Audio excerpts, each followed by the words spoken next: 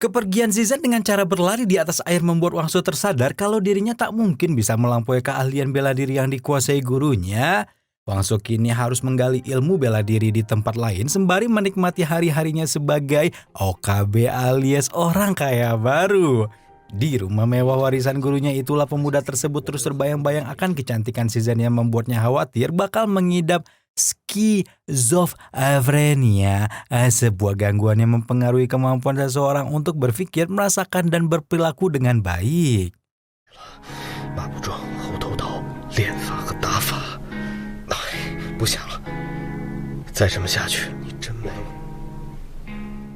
Suatu ketika di salah satu ruangan rumah megah yang ditempatinya, Wangso menemukan sebuah buku bersampul putih berjudul Rekam Jejak Seni Bela Diri Tradisional Tang Zizan. Halaman demi halaman buku tersebut ia pelajari layaknya seorang kutu buku yang begitu rakus. Tak hanya berupa tulisan, buku tebal tersebut memuat pula gambar-gambar hingga puisi yang berfungsi untuk menjelaskan teknik-teknik seputar bela diri tradisional. Dengan seksama Wangso mempelajari buku tersebut termasuk pengantar puisi dari Pavilion Anggrek. 一将有感于斯文，后之览者。 Dari rumah megah di Tianxinhu yang kini ditinggali Wangso, sekarang kita beralih ke sebuah kejadian di mana pemuda tersebut melihat dua orang lelaki misterius berbadan kekar. Wangso melihat gerak-gerik mencurigakan dari dua orang lelaki yang kita sebut aja sebagai Bagong dan Gareng ketika ia sedang keluar dari sebuah minimarket usai membeli air mineral. Ternyata kecurigaan Wangso ada benarnya juga. Di balik intaian mata Wangso, Bagong dan Gareng ternyata sedang membuntuti seorang perempuan yang tak lain adalah Zhao Jingjing. Perempuan tersebut adalah teman Wangso di kampusnya yang sempat ia temui secara tak sengaja ketika baru keluar dari kantor polisi tempat Kapten Zhao berdinas. Tiba-tiba Zhao Jingjing disekap dari belakang oleh Bagong dan Gareng dan langsung diculik menggunakan sebuah mobil yang datang menjemput.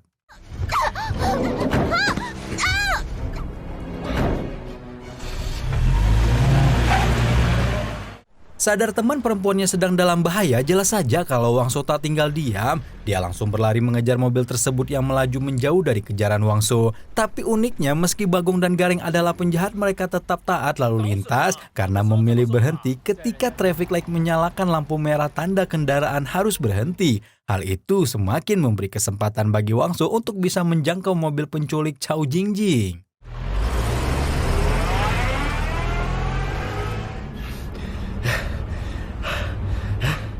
Walaupun adegan kejar-kejaran tersebut sangat tidak berimbang, tetapi Wangso tetap tak begitu saja menyerah. Dia berlari jauh lebih kencang sampai bisa menyalip mobil-mobil yang ada di hadapannya. Hingga kemudian Wangso yang bisa mengatasi rasa lelah sampai di sebuah rumah besar tempat Bagong dan Gareng membawa Zhao Jingjing. Wangso mengendap-endap masuk rumah tersebut sebagai seorang maling profesional.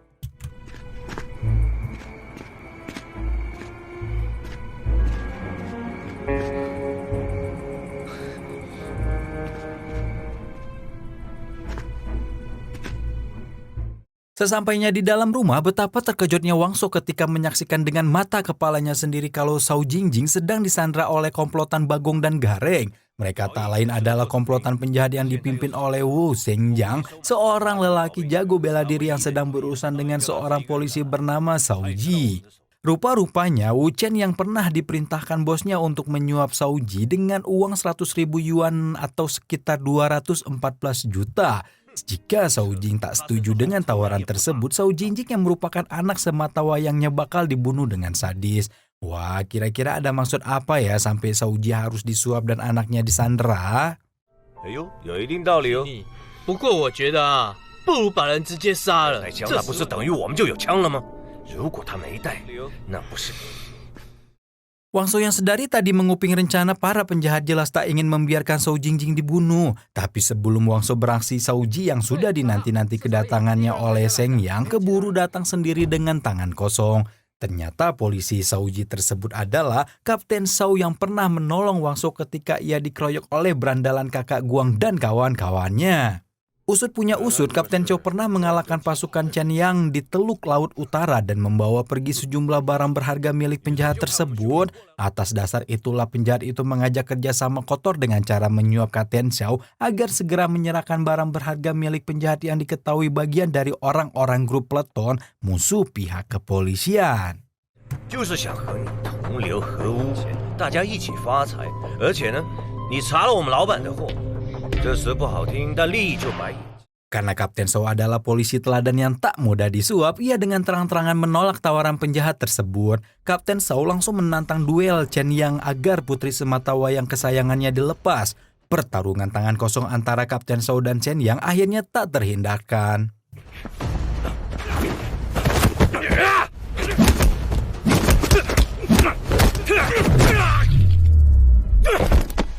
Wang Shou memanfaatkan kesempatan tersebut untuk membebaskan Zhao Jingjing saat kawanan Chen Yang baku hantam dengan Kapten Chow. Di ruangan tempat Zhao Jingjing disandera sudah ada seorang lelaki berambut kuncir yang kita sebut saja sebagai Petruk bertugas untuk menjaga perempuan di hadapannya. Si Petruk nyatanya bukanlah lawan yang sepadan bagi Wang Shou yang langsung bisa mengalahkannya dengan satu teknik bela diri.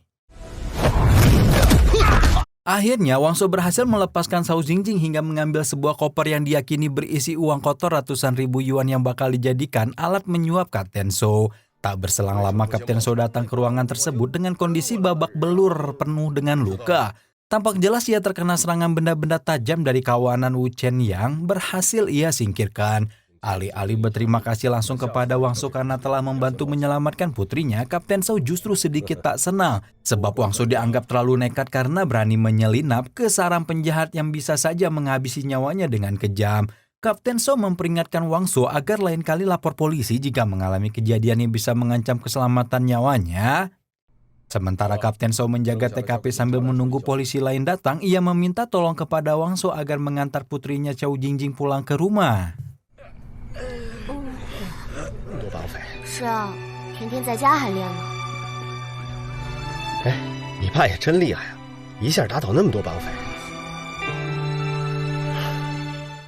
Seberes menyelamatkan Zhao Jingjing anak Kapten Chow dari mara bahaya, kini tiba saatnya bagi Wang Shou untuk kembali ke kampus guna mengambil ijazah yang sudah jadi. Tepat di depan gerbang kampus saat Wang Shou ingin pulang, ia dicegat oleh Zhao Jingjing yang menyampaikan undangan dari ayah tercintanya yang meminta Wang Shou datang ke rumah karena Kapten Chow ingin memberinya sebuah pekerjaan. Saat itu juga Wang Shou langsung diajak pulang oleh Zhao Jingjing ke rumah megahnya yang dilengkapi lift, furnitur estetik, dan sebuah ruangan olahraga yang berada di ujung salah satu koridor.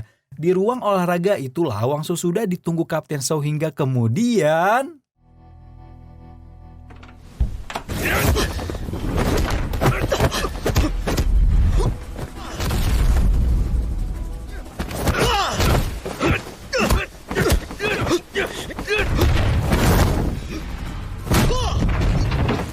Mendengar keributan tersebut, Zhao Jingjing yang sedang berada di kamarnya untuk beristirahat seketika keluar dan memarahi Wang Shou. Tapi Wang Shou merasa tak sengaja merusak pintu karena ia diserang lebih dulu oleh Kapten Chow. Sementara itu Kapten Chow tak marah pintunya dirusak dan malah dibuat penasaran dengan teknik yang digunakan Wang Shou saat menghalau serangan-serangannya. Wang Shou menjelaskan teknik yang dia gunakan adalah jurus monyet menusuk sarang lebah. Jurus tersebut merupakan satu dari 12 gaya gerakan tinju keharmonian hati dan pikiran alias Xing Yi Zuan. Mendengar penjelasan tersebut, Kapten Chow kian terpacu untuk menjajal kemampuan Wang Shou yang lain.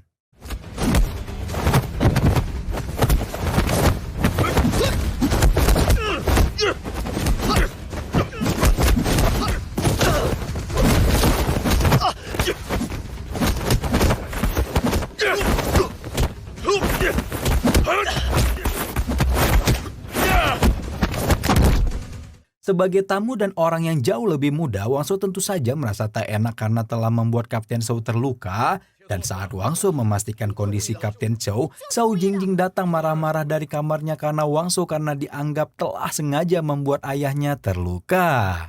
图什么？我就图个痛快，你管得着吗？对，我就是要故意你，看你还说不是故意的。晶晶，真的不是故意的。我就是要他故意，他不故意那我们。 Pukulan-pukulan Wang Shou mengakibatkan hidung Kapten Chow yang kelihatannya kuat menjadi berdarah alias mimisan sehingga duel tersebut disudahi dan keduanya ngobrol santai di luar ruangan olahraga. Dalam obrolan inilah Kapten Sou menjelaskan bahwa seni bela diri tradisional tidak boleh hilang dari bangsanya meski saat ini masyarakat sudah hidup damai dan tenang. Wang Sou disarankan untuk tidak sembarangan menggunakan kemampuan bela dirinya, syukur-syukur kalau pemuda tersebut mau menjadi tentara atau polisi. Hanya saja Kapten Sou sudah punya rencana lain soal pekerjaan yang bakal diberikan kepada Wang Sou, di mana menurutnya pekerjaan tersebut masih berkaitan dengan bela diri dan tentu saja bisa menghasilkan uang. 谢谢，谢谢伯父。明天我带你去。 Dari perjalanan Wang Sou yang bakal segera mendapat pekerjaan setelah sekian lama jobless, kita berakhir ke cerita lain yang terjadi di sebuah kafe pada suatu malam.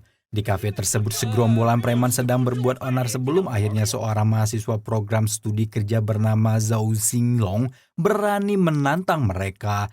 Xinglong yang mengaku gampang tersulut emosi tentu tak ingin jika kafe tersebut terus-menerus dipalak oleh kawanan preman hingga suasana malam itu semakin memanas.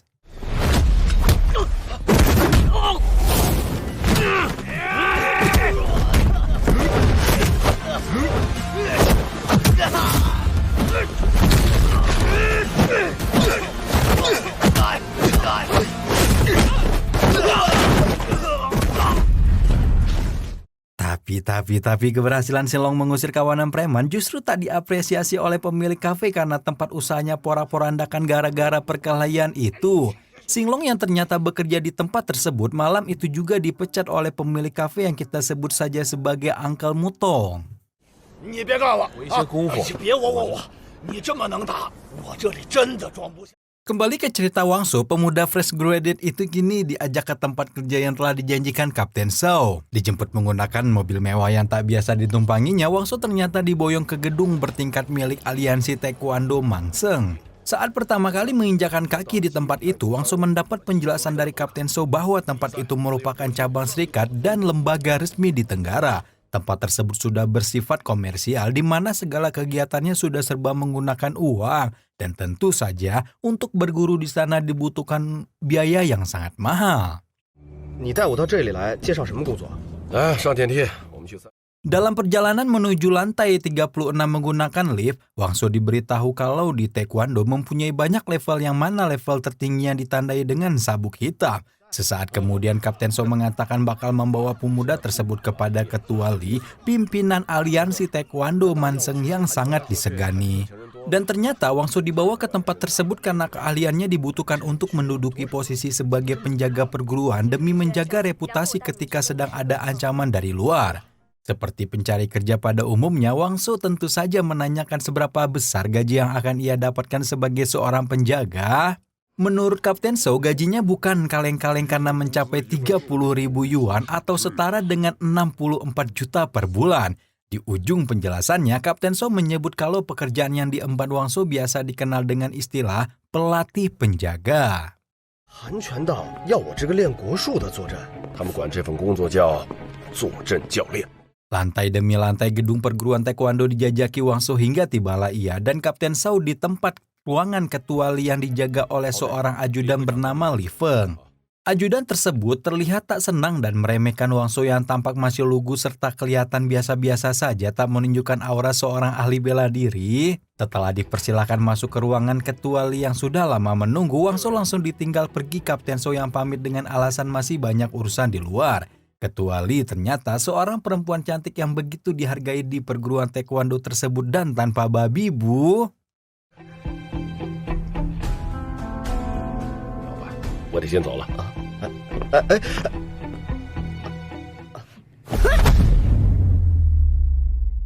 Pertemuan pertama Wang Sou dengan Ketua Li Wanji, pimpinan aliansi Taekwondo Manceng berlangsung tak biasa karena Ketua Li secara tiba-tiba melepaskan tendangan ke wajah Tanpan Wang Sou. Serangan mendadak itu pun sontak direspon dengan cepat oleh Wang Sou yang dalam hitungan sepersekian detik bisa menghindarinya. Singkat cerita, salah satu tendangan Ketua Li tepat mengenai bagian perut Wang Sou yang membuat calon pelatih penjaga tersebut terhempas keluar ruangan. Wang Sou yang emosinya sudah meletup tanpa pikir panjang memukul pintu masuk ke ruangan Ketua Li dengan sangat keras hingga serpihan pintu tersebut nyaris mengenai tubuh Ketua Li.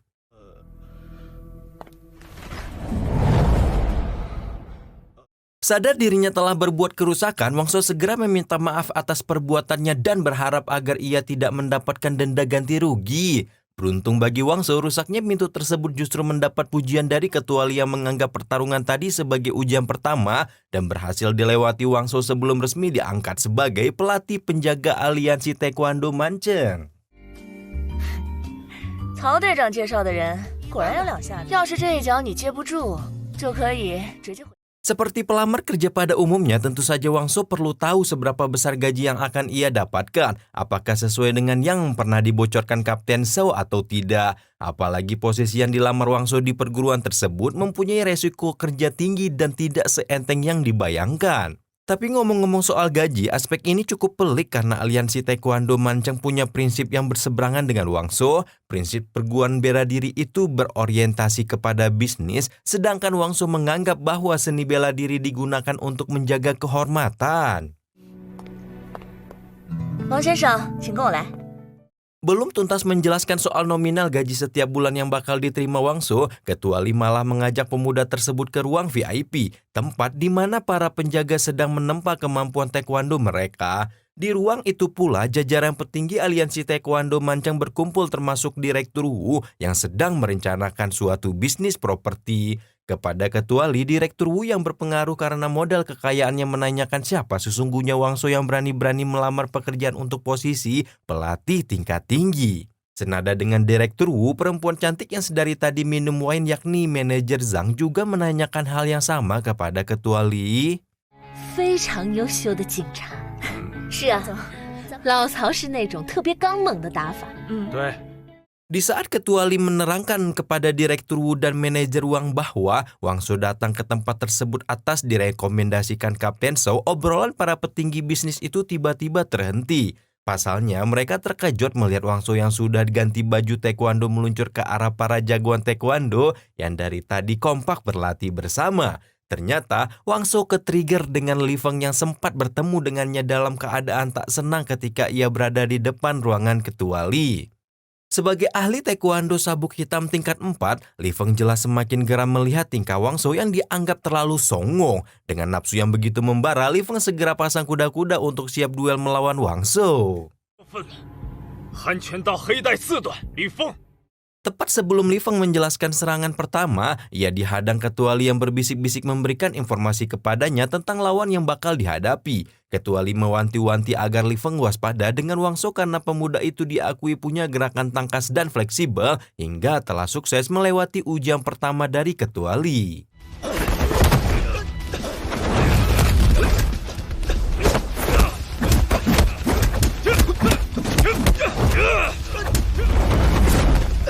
Duel sengit Li Feng dan Wangso yang sejak awal jumpa telah memanas itu pun pecah. Li Feng yang lebih senior daripada Wangso di perguruan taekwondo tersebut tentu saja tidak ingin reputasinya nyungsep gara-gara kehadiran si anak kemarin sore Wangso. Tanpa ampun, Li Feng menyerang Wangso dengan jurus-jurus taekwondo yang telah dia pelajari sekian lama secara bertubi-tubi. Tapi Wangso berulang kali berhasil menangkis serangan Li Feng dengan memanfaatkan jurus pukulan keharmonisan hati dan pikiran.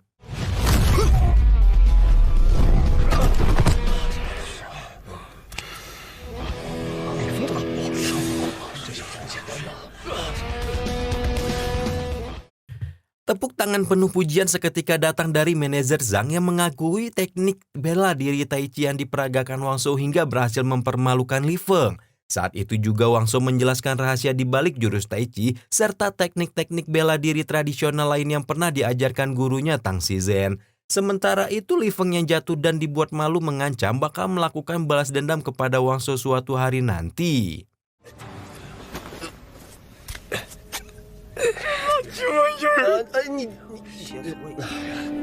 我以后会来找你的，你给我记着了。别这么嚣张。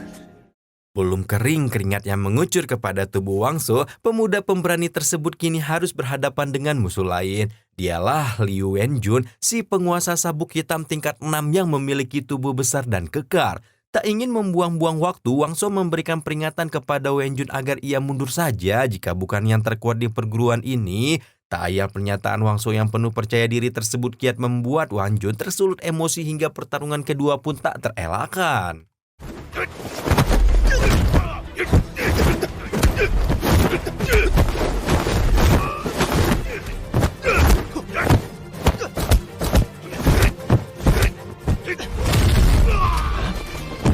Sukses mengalahkan dua ahli taekwondo sekaligus membuat Wangso seketika banjir aplaus dari murid-murid perguruan itu, tak terkecuali dari manajer Zhang yang sejak awal telah memperlihatkan gestur jatuh hati dengan kemampuan Wangso. Sementara itu ketua Li yang sudah yakin dengan kemampuan Wangso tak punya alasan lain untuk menolak kehadiran pemuda tersebut.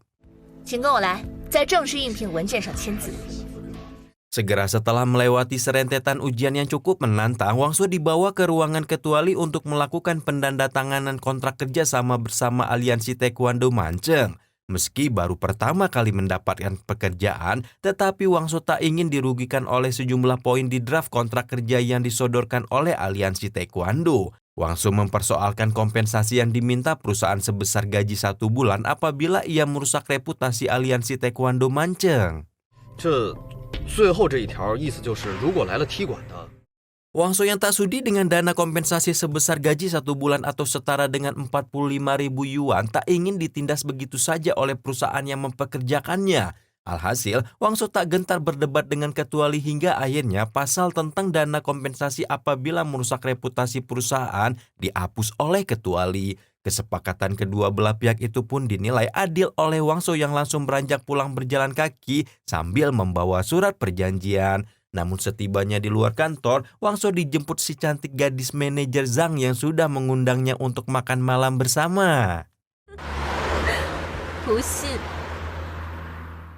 Bersama manajer Zhang, Wangso ternyata dibawa ke sebuah ruangan yang kemungkinan besar kamar hotel di mana ia bisa menyaksikan gemerlapnya lampu kota dari balik jendela.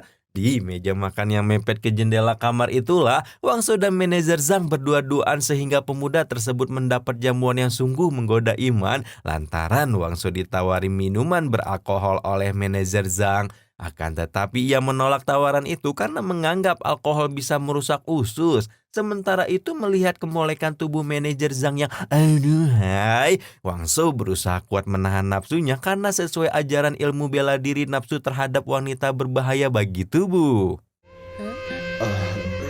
可能红酒喝不来。 Rayuan manajer Zhang benar-benar membuat Wangso tak berkutik sehingga imannya sedikit goyah dan ia bersedia minum bersama asalkan bukan anggur merah. Wangso hanya mau minum kalau manajer Zhang bisa menyediakan ergoto, yaitu sejenis baijiu beraroma ringan yang sama-sama bisa memabukkan. Seteguk demi sedekuk mereka menikmati ergoto hingga Wangso dan manajer Zhang sama-sama mabuk. Saat kondisi keduanya sudah sama-sama tinggi, akhirnya Wangso ditanya di mana sih alamat rumahnya. 天星湖小区，不用说了，你喝。 Perumahan elit Tianxinghu memang dikenal sebagai tempat properti mahal yang hanya bisa dinikmati oleh orang-orang kaya saja. Tak pelak manajer Zhang sedikit meragukan pengakuan Wangso lantaran ia tak menduga jika pemuda tersebut bisa memiliki salah satu bangunan di sana. Ternyata keduanya bertetangga karena manajer Zhang mengaku tinggal di perumahan Tianxinghu sehingga Wangso dipersilakan nebeng untuk pulang. 是邻居，正好顺路，走吧。 好。 Dengan mobil dikemudikan sopir pribadinya, Wangso pun diantarkan pulang sampai ke depan rumahnya, sedangkan manajer Zhang langsung beranjak pulang tanpa mampir ke rumah peninggalan Zizhen terlebih dahulu. Namun sebelum mobil merah itu kembali melaju, manajer Zhang segera menelpon seseorang yang ia minta untuk menyelidiki Wangso, usai ia berhasil mendapatkan alamat rumah pemuda itu. 王超，天星湖别墅18栋。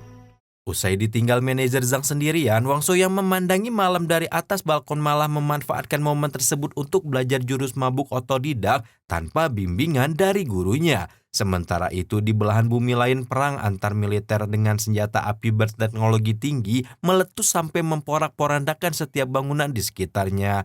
Dua belah kubu militer itu saling serang dengan senapan hingga granat yang meledak di setiap sudut kota. Go, go, go! Move!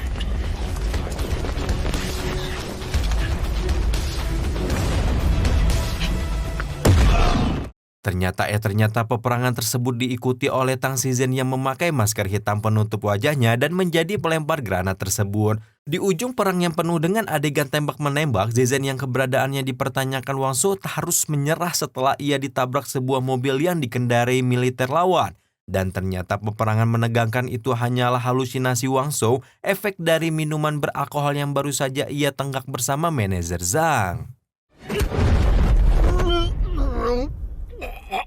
Wang Shou yang akhirnya siuman dari mabuk kepayangnya menyesal karena tidak bisa mengontrol apa yang seharusnya menjadi pantangan sebagai seorang ahli bela diri tradisional. Dari atas tempat tidurnya, Wang Shou segera bergegas untuk mengendalikan tubuhnya yang sempoyongan. Dia pun kini percaya bahwa satu-satunya cara menghadirkan Zizen dalam hidupnya adalah dengan terus berlatih Goshu sebagaimana yang telah diwariskan gurunya.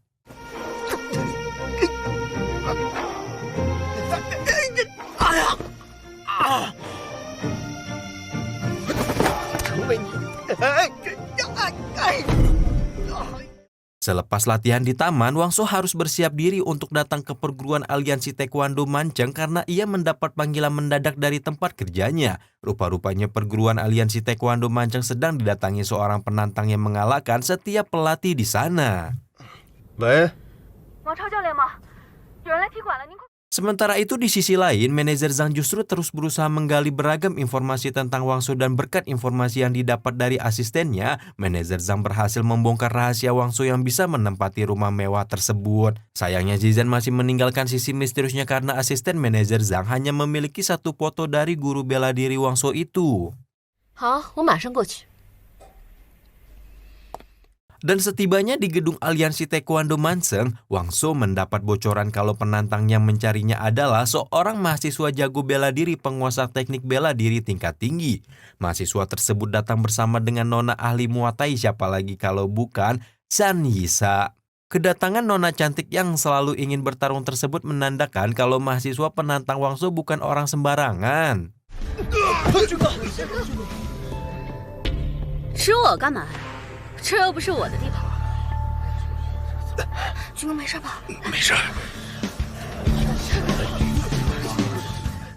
Ternyata mahasiswa penantang Wang Shou adalah Zhao Xinglong yang pernah memukul mundur kawanan preman di kafe tempat ia bekerja sebelum akhirnya di PHK. Usut punya usut, Xinglong datang ke tempat tersebut karena sejumlah oknum dari aliansi Taekwondo Mancheng terus cari gara-gara duluan di kampusnya Xinglong, sehingga sebagai ahli bela diri ia diutus untuk melakukan misi balas dendam.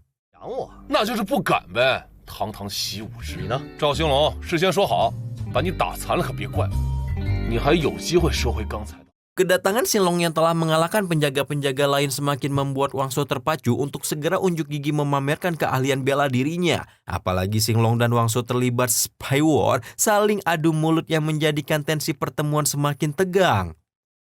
Di sisi lain, San Yisa terus memanasi murid hingga petinggi aliansi Taekwondo Mancheng dengan menganggap perguruan bela diri tersebut belum ada apa-apanya dibandingkan dengan Muay Thai. Tidak lama kemudian Xinglong dan Wang Shou akhirnya mulai saling main fisik. Seberes Wang Shou dan Xinglong saling mengklaim kehebatannya mereka masing-masing, kini ajang pembuktian keahlian bela diri kedua dimulai. Serangan pertama datang dari Xinglong, sang ahli bela diri penguasa teknik tinju tingkat 8 yang langsung membuat tubuh Wang Shou terdorong ke belakang. Di saat itulah ingatan Wang Shou terbang ke pesan-pesan Zizen yang pernah menjelaskan tentang teknik Tisan Kao, salah satu bagian dari seni bela diri Goshu. Teknik tersebut menurut Zizen merupakan teknik yang paling klasik dan menjadi bagian dari jurus tinju 8 arah alias bajiguan seperti yang diperagakan oleh Xinglong. Alhasil, Wang Shou bisa menilai serangan pertama Xinglong masih terlalu lemah karena belum sampai ke energi tulang sumsum.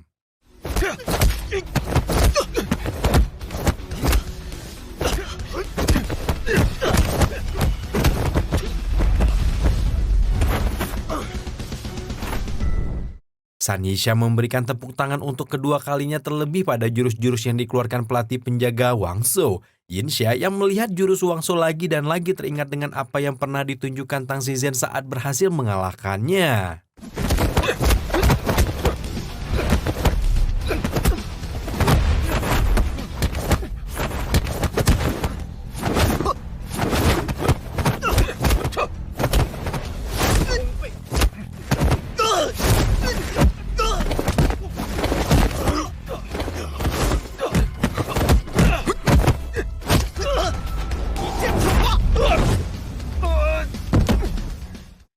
Xinglong Xinglong akhirnya mengakui kekalahan atas Wangso meski telah mengeluarkan kemampuan terbaik. Sementara itu di pinggir lapangan, tangan Yinsa semakin gatal untuk menjajal kemampuan bela diri Wangso yang sejak awal dianggap mirip dengan teknik-teknik Tang Xizhen.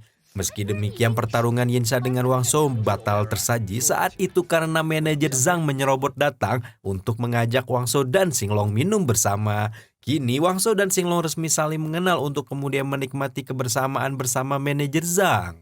就这儿吧，吹吹海风。 Beralih dari gedung taekwondo, Wangso, Xinglong, dan manajer Zhang nongkrong-nongkrong ngecil di sebuah kafe tepat di bibir pantai sambil menikmati soju yang merupakan arak putih. Namun maklumlah ahli bela diri pantang untuk minum amer alias anggur merah. Di sanalah Wangso menjadi semakin akrab dengan Xinglong yang mengaku mewarisi ilmu bela diri itu dari kakeknya. 不打不相识。随意随意。 Walaupun baru kenal, Xinglong tak sungkan untuk curhat masalah pribadi termasuk ketika ia harus terusir dari kota kelahirannya hingga kabur ke Mancang Tenggara berbekal sejumlah uang dan keahlian berantem.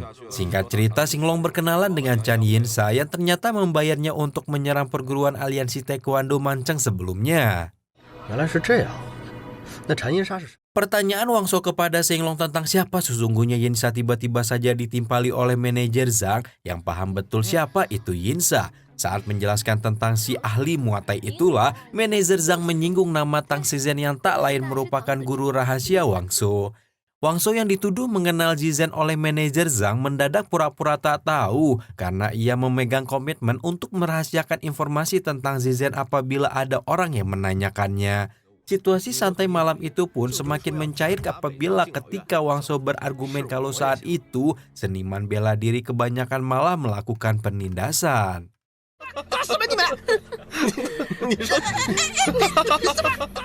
老实点儿，身份证、现住地址，家里有什么人吗？ Mendengar curahan hati Xinglong yang baru ditemuinya membuat Wangso paham kondisi sulit yang dilalui mahasiswa penuh problema itu. Wangso pun dengan baik hati memberikan kartu ATM berisi uang puluhan ribu yuan hasil dari ia menabung sekian lama. Wangso berharap Xinglong bisa melanjutkan pendidikannya dan tetap melestarikan seni bela diri tradisional yang hampir punah tergerus perubahan zaman.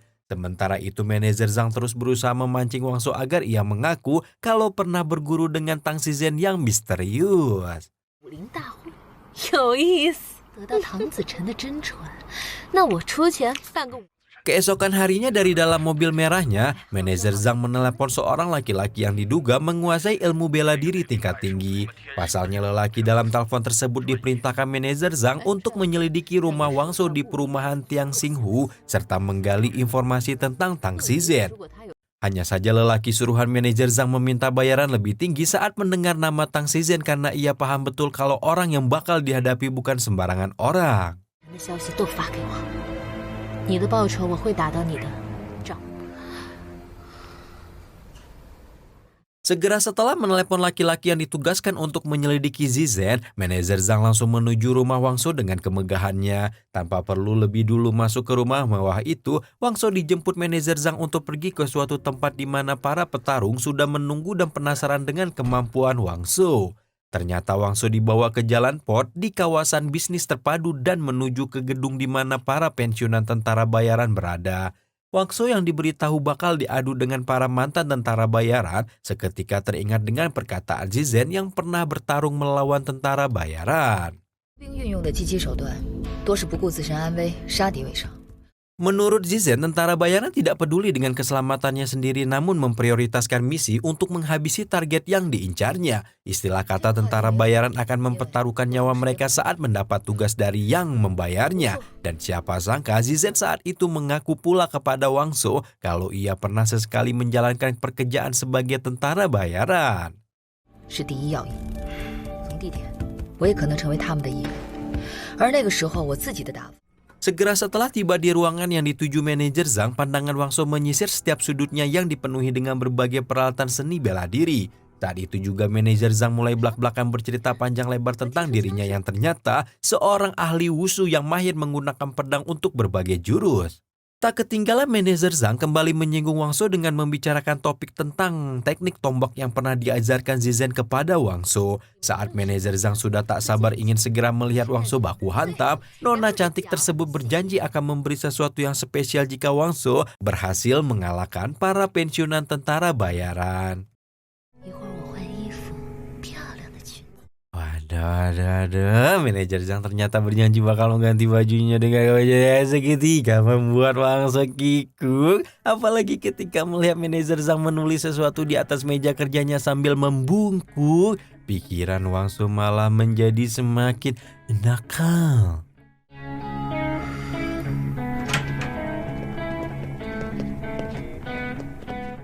Tak berselang lama, satu tentara bayaran pertama yang kita sebut saja sebagai Gatot masuk ke ruangan tersebut sehingga manajer Zhang menanyakan kesiapan Wang Shou. Tentu saja Wang Shou yang selalu dalam mode baku hantam menegaskan dirinya siap untuk melawan Gatot yang berpakaian rapi.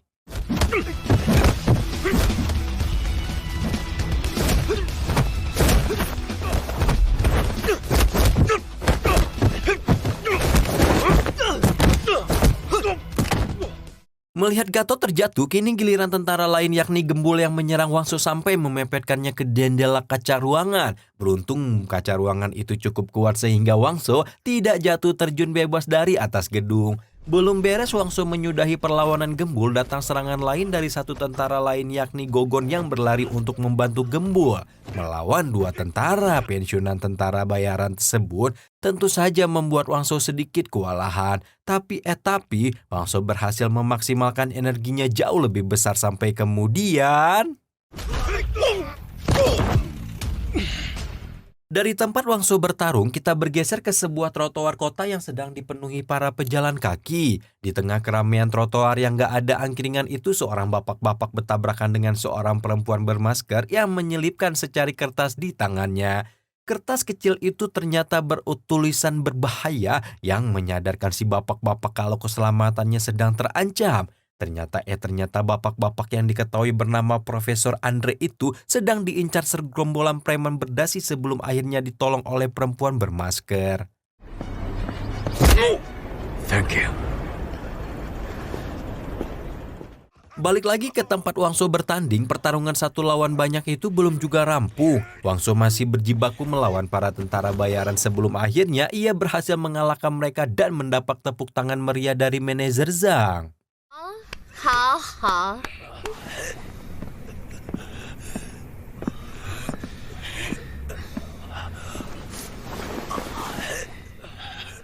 Segera setelah semua tentara bayaran keluar dari ruangan, manajer Zhang dan Wang Shou kini berdua-duaan di dalam ruangan. Wang Shou mengeluh hampir mati karena dikeroyok pensiunan tentara bayaran mendapat pengetahuan baru dari manajer Zhang bahwa banyak ahli bela diri yang menggunakan sebuah doping. Dengan mengonsumsi obat-obatan ilegal penambah stamina itu, para ahli bela diri bisa meningkatkan performa mereka 2 kali lipat.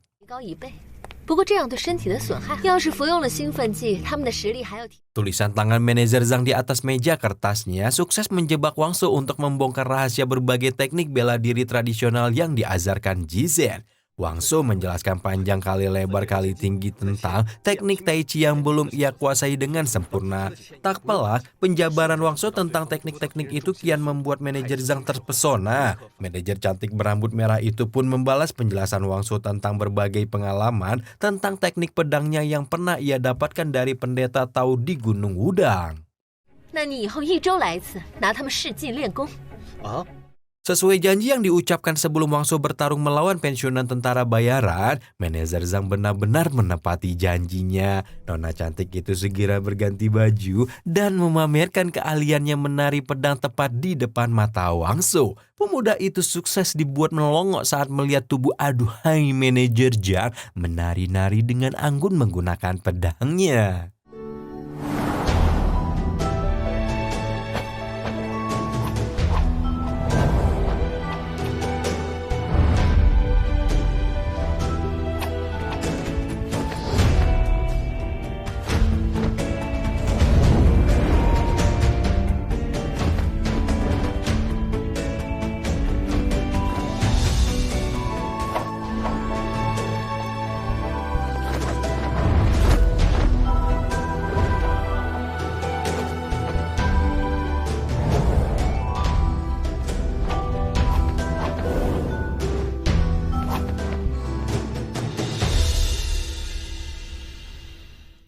Bagaikan seorang hacker broja, manajer Zhang duduk di depan komputernya untuk berselancar di internet mencari informasi lebih dalam tentang Tang Xizhen. Dia semakin yakin kalau Wang Shou adalah murid Tang Xizhen terlebih jika melihat gaya bertarung yang selalu diperagakan pemuda itu.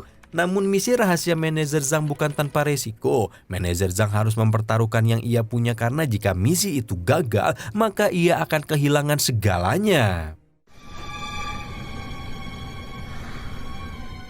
Di sisi lain, Wang Shou sukses menjadi pusat perhatian gadis-gadis kampus Supermati of Media yang takjub melihat kedatangannya. Sebab Wang Shou yang baru punya SIM datang ke perguruan tinggi itu dengan mengendarai mobil sport mewah peninggalan Xizhen. Ternyata Wang Shou datang ke kampus itu untuk bertemu dengan Zhang Xinglong yang ia tanyakan keberadaannya kepada para mahasiswi yang mengerubuninya. Beruntung ada satu mahasiswi yang kita sebut aja sebagai Dahlia tahu keberadaan Xinglong. Dahlia lantas bersedia mengantarkan Wang Shou ke tempat Xinglong biasa berlatih seni bela diri.